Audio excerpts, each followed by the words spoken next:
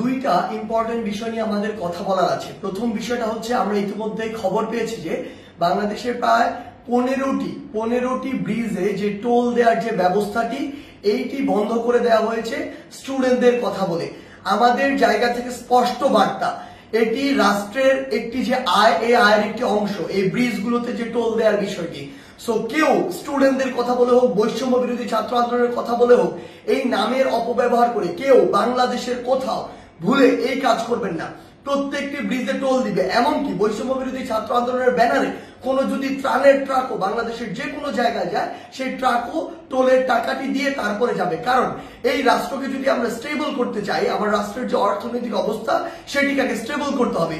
কিন্তু ক্ষমতার অপব্যবহার করার যে নোংরা সংস্কৃতি ছিল এত বছর ধরে, এখন আপনি যদি সামান্য কিছু একটি অস্থিতিশীল অবস্থা দেখে আবার সে ক্ষমতার অপব্যবহার করেন এবং আপনার কথা মতো কোনো একটি জায়গায় ব্রিজে টোল দেওয়া বন্ধ করে দেন কিংবা কোনো একটি স্টিকার দেখে পার হয়ে যান, এটিকে আমরা কোনোদিনও সমর্থন করি না। আমাদের জায়গা থেকে স্পষ্ট বার্তা, অবশ্যই প্রত্যেকটি ব্রিজে এই টোল যেটি সেটি টোল দিয়ে যেতে হবে। এবং আরেকটি হচ্ছে যেটি, যখন এই ব্রিজে কোনো একটি গাড়ি এভাবে ত্রাণের কথা বলে বা অন্য কোনো প্ল্যাটফর্মের কথা বলে টোল ছাড়া চলে যাচ্ছে, আরো অনেক গাড়ি আসলে টোল ছাড়া এইভাবে ওই গাড়ির সাথে চলে যাচ্ছে। এই যে অপসংস্কৃতিটি কিংবা ক্ষমতার অপব্যবহারের যে নোংরা বিষয়টি, এটি আমরা কখনো সমর্থন করি না। রাষ্ট্রের যে আয়ের সেক্টরগুলো রয়েছে সেগুলো সুন্দরভাবে চলতে হবে রাষ্ট্রের সুন্দরভাবে চলার জন্য। আরেকটি গুরুত্বপূর্ণ বিষয় যেটি আমরা দেখতে পাচ্ছি, বিগত 16 বছরে আওয়ামী লীগ ফ্যাসিস্ট সরকার কি করেছে, তার ক্ষমতার অপব্যবহার করেছে।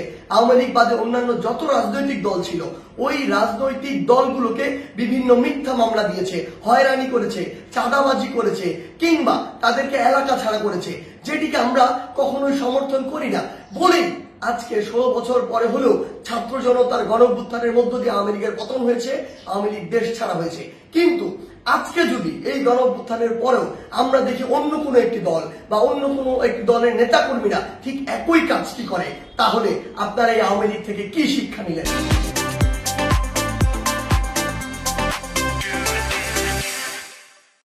একটা জিনিস মনে রাখবেন, আমরা আসলে এই নির্যাতকের পরিবর্তন চাই না, আমরা এই নির্যাতনের যে সিস্টেমটি সেটির পরিবর্তন চাই। আমাদের জায়গা থেকে স্পষ্ট বার্তা, আপনাদের চোখের সামনে স্টিল জ্বলন্ত অনেকগুলো উদাহরণ রয়েছে, সেগুলো থেকে শিক্ষা নিন, না হলে জনগণ আপনাদেরকে আস্থা করে নিক্ষেপ করবে। আমরা যেন এটি না দেখি যে কাউকে আবারও মিথ্যা মামলার ওই চক্রটিতে যেতে হচ্ছে, কাউকে আবারও কোনো দোষ ছাড়া বিনা দোষে ঘর বাড়ি ছাড়া করা হচ্ছে, ঘর বাড়ি ভেঙে দেওয়া হচ্ছে কিংবা তাদেরকে নির্যাতনের শিকার করা হচ্ছে, কিংবা আমরা শুনছি দেশের বিভিন্ন জায়গায় একটি চাঁদাবাজির নতুন চক্র গড়ে উঠছে। আমরা আপনাদেরকে স্পষ্ট করে বলতে চাই, আমরা আমাদের জায়গা থেকে বৈষম্য বিরোধী ছাত্র আন্দোলন এই সকল ক্ষমতার অপব্যবহারের বিপক্ষে, এবং আমরা এগুলোর বিপক্ষে সবসময় কথা বলে যাব। আপনাদের সহ আপনাদের যারা স্টেক হোল্ডার রয়েছে, যারা আপনাদেরকে এগুলো করার জন্য আসলে উৎসাহ দেয় কিংবা আপনাদের ওই সমর্থক গোষ্ঠী যারা চুপ করে থাকে, তাদেরকে বলছি, জনগণ যদি একবার এই সকল সেন্টিমেন্টের বিরুদ্ধে দাঁড়িয়ে যায়, তাহলে আপনাদের অস্তিত্ব সংকটে পড়বে। তাই জনগণের চাওয়াটার কথা চিন্তা করুন, সময়ের দাবির কথা চিন্তা করুন। যদি আপনার নাম ভাঙিয়ে কিংবা আপনার কেউ একজন রুট লেভেলে এই কাজগুলো করে, দিন শেষে ব্লেম কিন্তু আপনার উপরেই আসে।